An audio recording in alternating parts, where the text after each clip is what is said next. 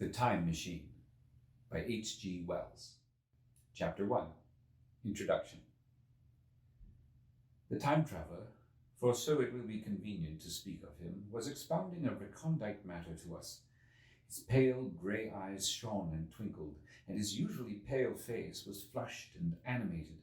The fire burnt brightly, and the soft radiance of the incandescent lights in the lilies of silver caught the bubbles that flashed and passed in our glasses.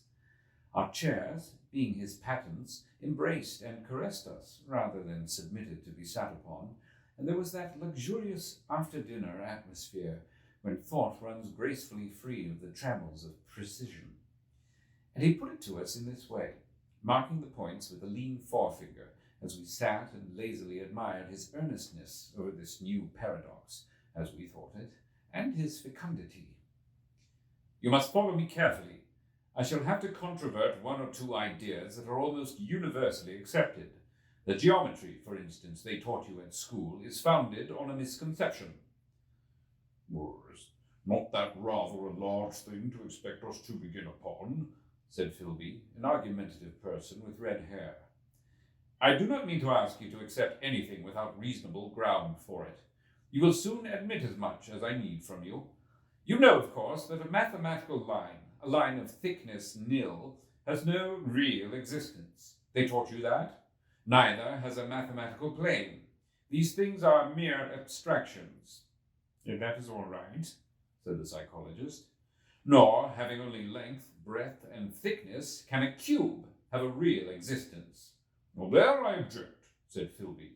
"Of course a solid body may exist, all real things." "So most people think. But wait a moment. Can an instantaneous cube exist?" "I don't follow you," said Philby.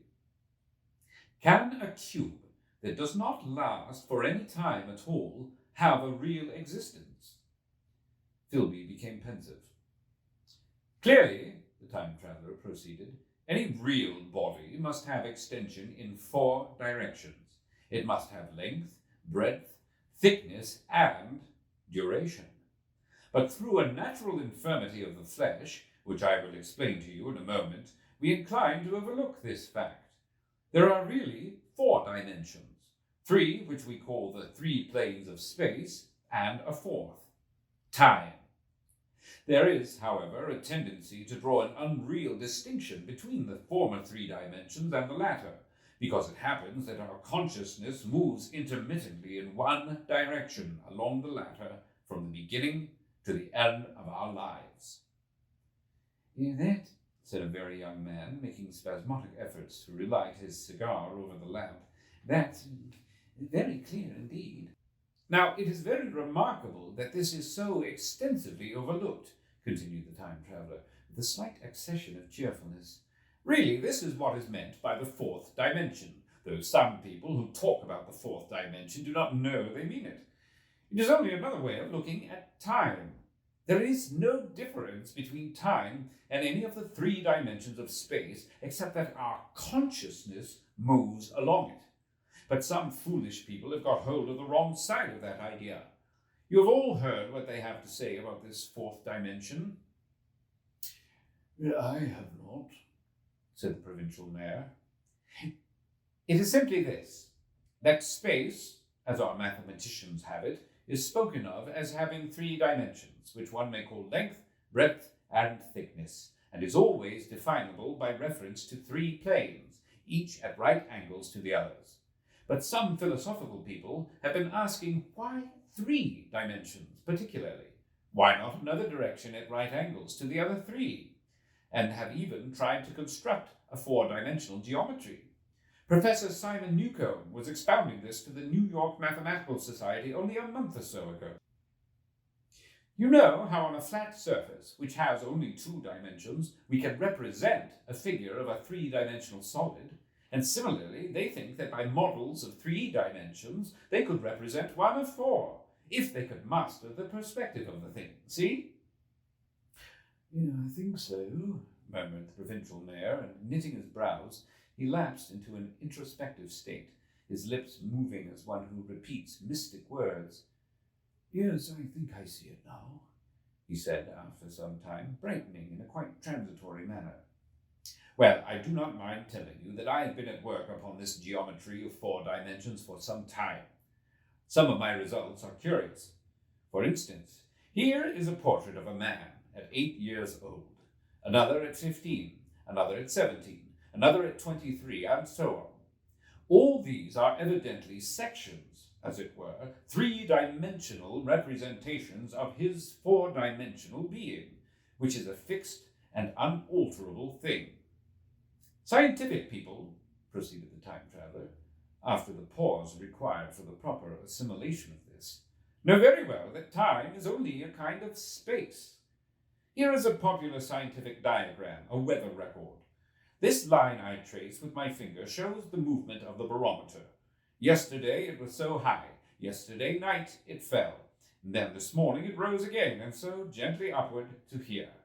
Surely the mercury did not trace this line in any of the dimensions of space generally recognized. But certainly it traced such a line, and that line, therefore, we must conclude, was along the time dimension.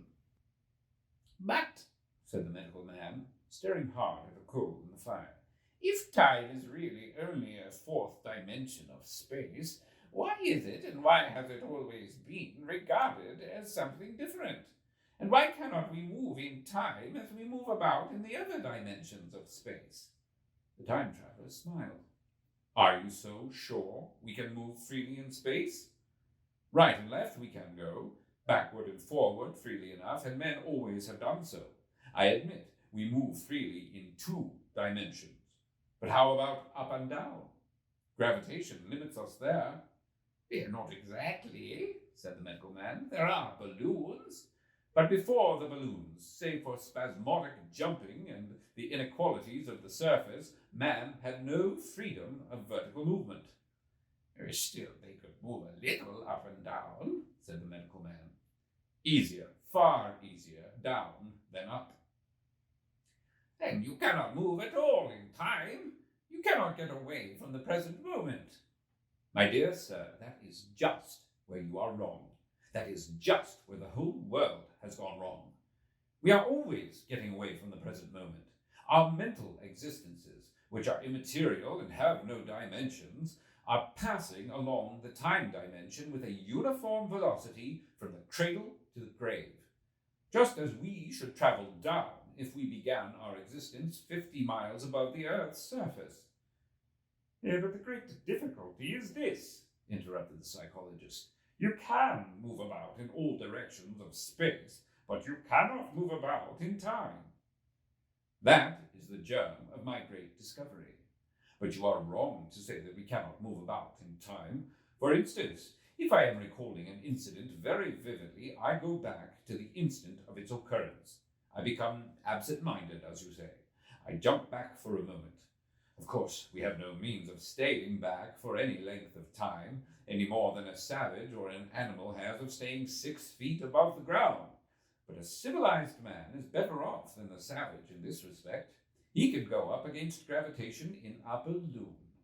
And why should he not hope that ultimately he may be able to stop or accelerate his drift along the time dimension, or even turn about and travel the other way? Oh, this, began Philby, is all... Why not? Said the time traveller. Well, it's against reason, said Philby. What reason? Said the time traveller. You can show black is white by argument, said Philby, but you will never convince me. Possibly not, said the time traveller. But now you begin to see the object of my investigations into the geometry of 4 dimensions. Long ago, I had a vague inkling of a machine. To travel through time, exclaimed the very young man, that shall travel indifferently in any direction of space and time, as the driver determines. Philby contented himself with laughter. But I have experimental verification, said the time traveller. It would be remarkably convenient for the historian, the psychologist suggested. One might travel back and verify the accepted account of the Battle of Hastings, for instance. Don't you think you would attract attention? said the medical man. Our ancestors had no great tolerance for anachronisms. One might get one's Greek from the very lips of Homer and Plato, the very young man thought. In which case they would certainly plough you for the little girl. The German scholars have improved Greek so much. And then there is the future, said the very young man. Just think, one might invest all one's money, leave it to accumulate at interest, and hurry on ahead. To discover a society, said I, erected on a strictly communistic basis. Of all the wild, extravagant theories, began the psychologist. Yes, so it seemed to me, and so I never talked of it until... Experimental verification, cried I. You are going to verify that? The experiment, cried Philby, who was getting brain-weary. Well, let's see your experiment anyhow, said the psychologist, though it's all humbug, you know. The time-traveller smiled round at us.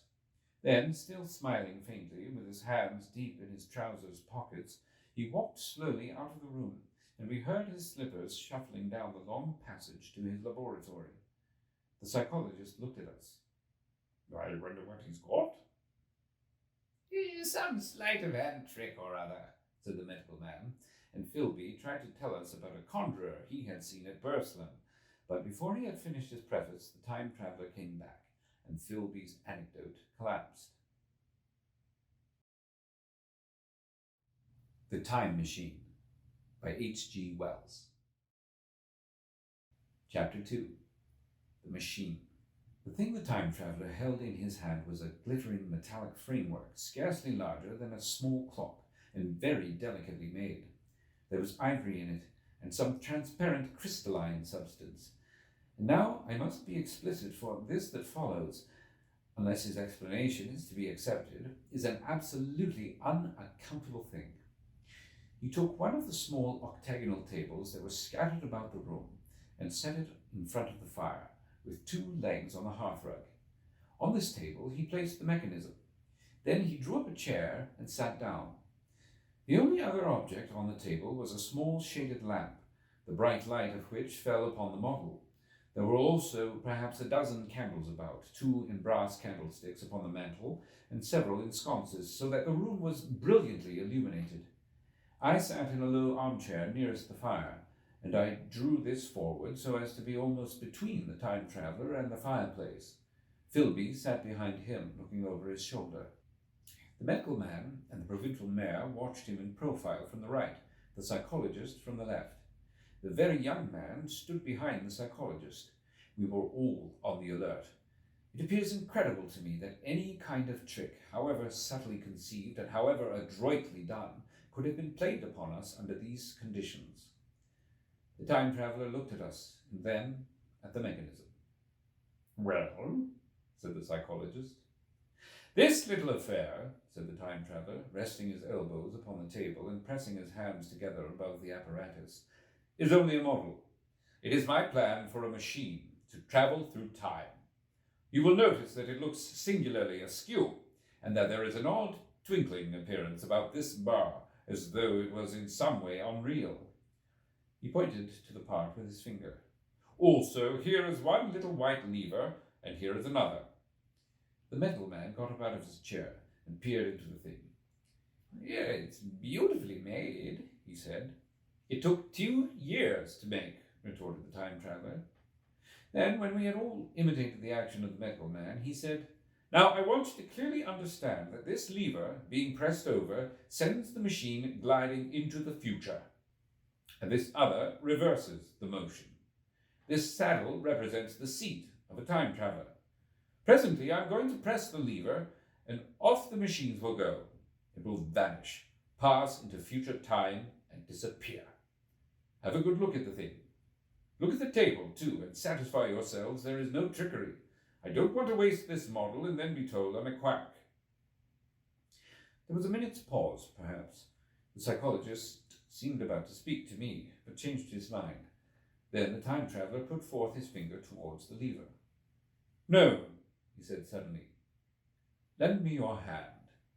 And turning to the psychologist, He took that individual's hand in his own and told him to put out his forefinger, so that it was the psychologist himself who sent forth the model time machine on its interminable voyage.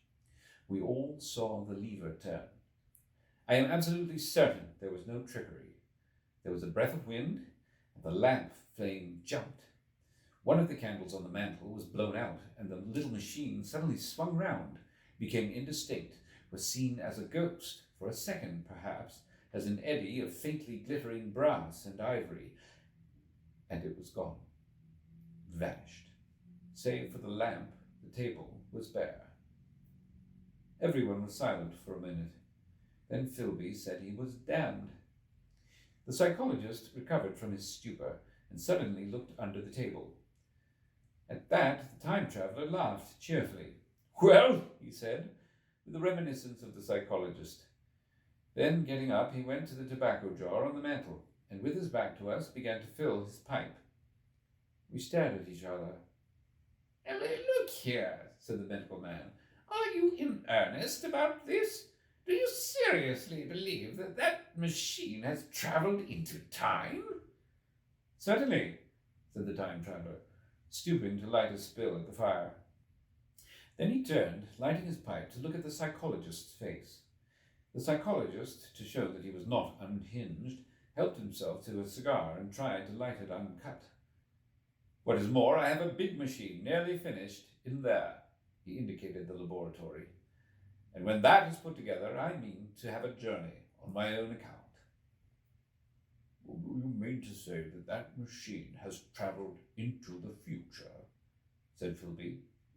"Into the future or the past? I don't for certain know which." After an interval, the psychologist had an inspiration. "It must have gone into the past, if it has gone anywhere," he said. "Why?" said the time traveller. "Because I presume that it has not moved in space, and if it travelled into the future, it would still be here all this time, since it must have travelled through this time." "But," said I, "if it travelled into the past, it would have been visible when we came first into this room, and last Thursday when we were here, and the Thursday before that, and so forth." "Serious objections," remarked the provincial mayor, with an air of impartiality, turning towards the time traveller. "Not a bit," said the time traveller, and to the psychologist, "You think.